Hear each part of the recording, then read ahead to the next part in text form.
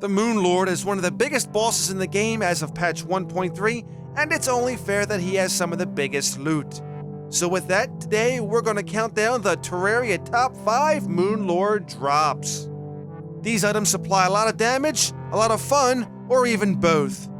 This list is just my opinion. Feel free to share your Terraria Moon Lord drops down below in the comment section. I'd love to hear from you.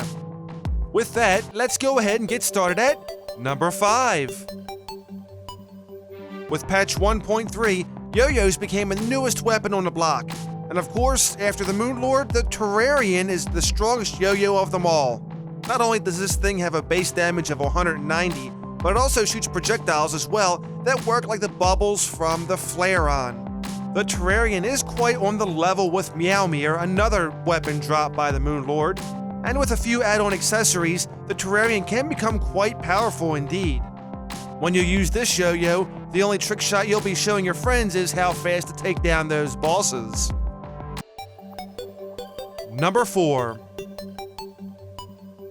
This spot was quite hard to pick as I originally had the last Prism, but now here we have the Star Wrath, the big daddy of Star Fury.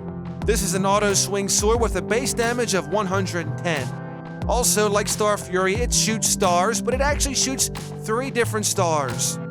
Of course, those stars will fall where your cursor is pointed, and they will actually deal 220 damage each. Ouch, that's quite powerful. Since this sword is on auto swing, you can actually cause a wave of stars to keep falling down from the sky, which makes this quite dangerous indeed. This might be kind of fun to use during an invasion event, just to see how much damage you can do. Overall, this brings back a lot of warm memories of the original Star Fury. Number 3. The SDMG, also known as the Space Dolphin Machine Gun. This has actually been in the game for a while now, but it was a little bit weaker as it just kind of sat there. With 1.3, it received a buff and actually has a base damage now of 77, but a very insane fast firing rate. Also, it still has the 50% chance of not consuming ammo. Say hello to the Mega Shark's new upgraded brother.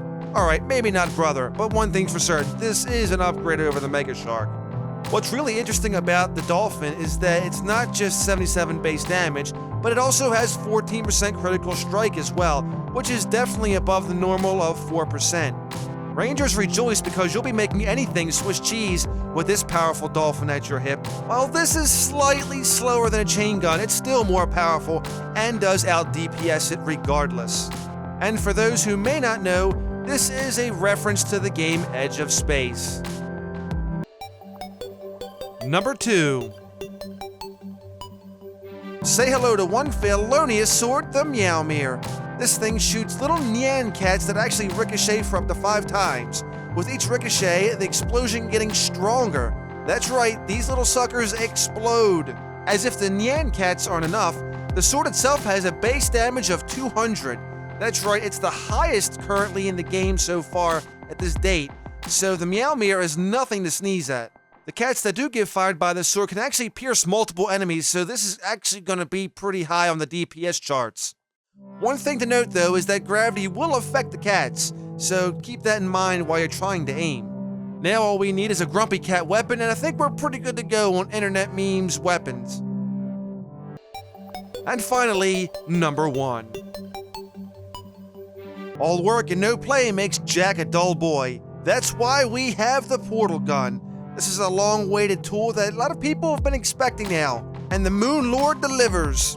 Using the left and right triggers, you can actually fire 2 portals that allow you to transport within a short distance. Or rather, the portals actually work within a 1400 to 1500 block distance. If you travel too far away, these portals will close up on their own.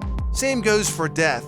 It's actually possible to make doorways that only you can get through by simply aiming properly and closing off areas. In multiplayer, everyone's portal colors will be different, so that way there's no confusion. If you want to put that old ice rod to use, you can actually use it to create a surface to place platforms for portal use. Pretty nifty indeed. Of course, this is a direct reference to the game Portal by Valve. There's so many things the gun can actually be used for, and it actually has its own maps that players create for fun. While it may not have a base damage of 200 or it may not have exploding Nyan cats. One thing's for certain, the portal gun is quite fun. Thank you friends so much for watching. Please feel free to share your Terraria top 5 Moonlord drops down below in the comment section. I'd love to hear from you. If you enjoyed the video, please be sure to rate it accordingly. As always, it is highly appreciated. Check out some of my other videos as well. I hope you really enjoy them. Have yourself a wonderful day, and if not, then just simply fake it. I'll see you again next time.